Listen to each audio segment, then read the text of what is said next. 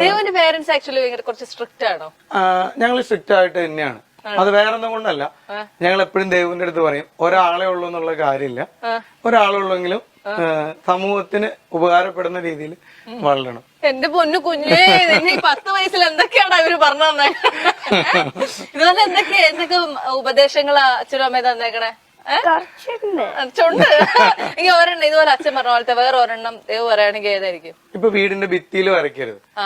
അത് ഞാൻ പിന്നെ കുഞ്ഞിലെ തൊട്ട് വരയ്ക്കില്ല. അപ്പൊ നമ്മൾ എന്ത് ചെയ്യും, നമ്മൾ ആദ്യമേ ഒരു ബുക്കും പെൻസിലും കൊടുത്തിട്ടുണ്ട്, കളർ പെൻസിലുകൾ കൊടുത്തു.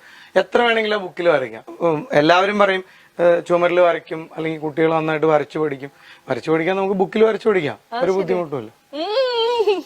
ഓക്കെ, മലയാളത്തിൽ ദേവുവിന് ഏറ്റവും ഇഷ്ടമുള്ള സിനിമ നടനാര്? ദേവുവിന് അങ്ങനെ ഇന്ന വ്യക്തിന്ന് ഉണ്ടാവില്ല.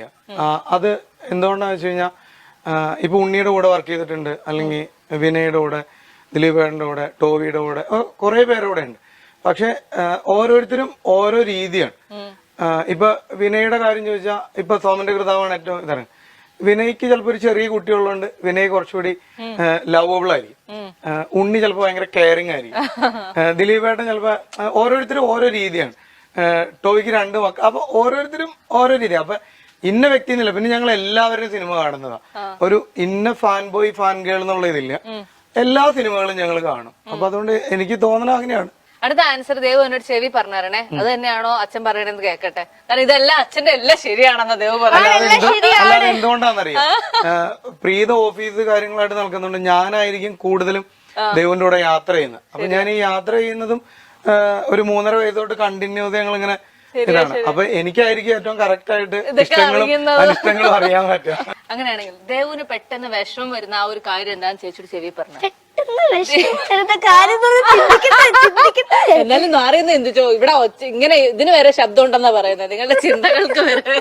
ആദ്യം അച്ഛൻ്റെ എന്നാണ് കേൾക്കാതെ ഭയങ്കര സാധാരണ അങ്ങനെ ദേവുവിന് അങ്ങനെ ഇന്നതിന് വിഷമം വന്ന് ഞാൻ കാണാറില്ല. ദേവ് കുറച്ചുകൂടി സീരിയസ് ആയിട്ട് ചിന്തിക്കുന്ന ആളാണ്. അല്ലെങ്കിൽ ഇപ്പൊ നമുക്കൊരു എന്തെങ്കിലും ഒരു കാര്യം പറഞ്ഞു, അല്ലെങ്കിൽ ഒരു ഇൻസിഡന്റ് ഉണ്ടായി, അല്ലെങ്കിൽ ഒരാളൊരു കമന്റ് എഴുതി, ദേവുവിന് അങ്ങനെ അത്ര വലിയ പ്രശ്നമൊന്നുമില്ല. അല്ലെങ്കിൽ ഇപ്പൊ സ്റ്റേറ്റ് അവാർഡിന്റെ കാര്യം ഉണ്ടായിരുന്നു, അതൊന്നും ദേവുവിനെ ബാധിച്ചതേ ഇല്ല. ദേവു ഒരു പോസിറ്റീവ് തോട്ടിലാണ് പോണത്. ഞാൻ അങ്ങനെ ദേവു പെട്ടെന്ന് അങ്ങനെ സങ്കടപ്പെട്ട് ദേവു എപ്പോഴും ചിരിക്കുന്ന ആളാണ്. ചിരിച്ച മുഖമായിട്ട് ആളുകളോട് ഇടപെടുന്ന ആളാണ്. അതിനിപ്പോ